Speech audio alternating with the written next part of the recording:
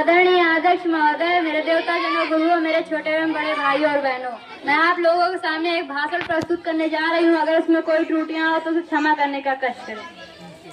हम अपनी जान के दुश्मन को अपनी जान कहते हैं। हम अपनी जान के दुश्मन को अपनी जान कहते हैं। मोहब्बत की इसी मिट्टी को हिंदुस्तान कहते हैं, हिंदुस्तान कहते हैं।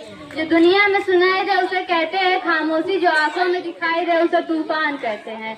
जो ये दीवार का सुराग है साहब, जो ये दीवार का सुराग है, चाइना, अमेरिका, पाकिस्तान साजिशों का हिस्सा है, मगर हम इसे अपने घर का रोशनदान कहते हैं, रोशनदान कहते हैं। मैं सुफियाना से एक देश प्रेम और राष्ट्र निर्माण के उपलक्ष्य पर आप सभी के साथ अपने कुछ विचार साझा करना चाहूंगी।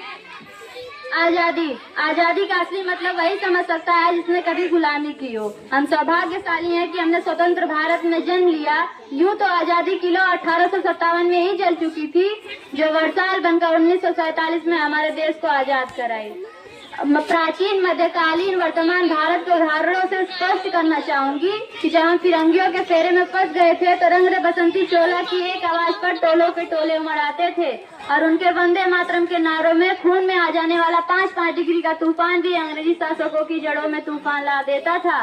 तब लोग लड़ जाते थे, तब लोग मर जाते थे, मिट जाते थे, फांसी चढ़ जाते थे, तो भी वो अपनी देशभक्ति साबित कर रहे होते थे, क्योंकि ये उस दौर की देशभक्ति की कसौटी थी। उसके बाद 1962, 65, 71 के युद्धों में अपना सुहाग गवा देने वाली औरतें, जब घर के हालात ये हो जाया करते थे कि प्यार भी भरपूर गया, मांग का सिंदूर गया, नन्हे नन्हे हालों की लंगोटियां चली गई, छोटी छोटी बेटियों की चोटियां चली गई, बाप की कमाई गई, भाई की पढ़ाई गई, ऐसा एक विस्फोट हुआ पता ही नहीं चला, जिसमें की कई बोटियां चली गई। और आपके लिए तो आप नहीं मरा है साहब, किंतु मेरे घर की तो रोटियां ही चली गई, मेरे घर की तो रोटियां ही चली गई।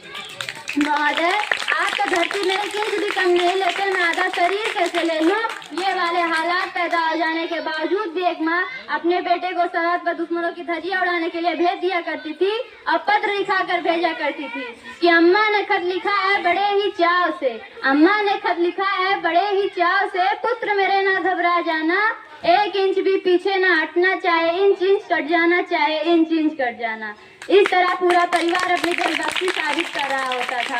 तब देश बलिदान मांगता था, तब देश लड़ जाने को कहता था, तब देश मर जाने को, मिट जाने को, फांसी चढ़ जाने को कहता था, किंतु आज देश लड़ जाने को नहीं कहता, आज देश मर जाने को, मिट जाने को, फांसी चढ़ जाने को नहीं कहता, बल्कि मेरे विचारों में अगर कोई व्यक्ति अपना काम पूरी ईमानदारी, पूरी लगन, पूरी मेहनत से करे ना, तो वही सबसे बड़ा देशभक्त है।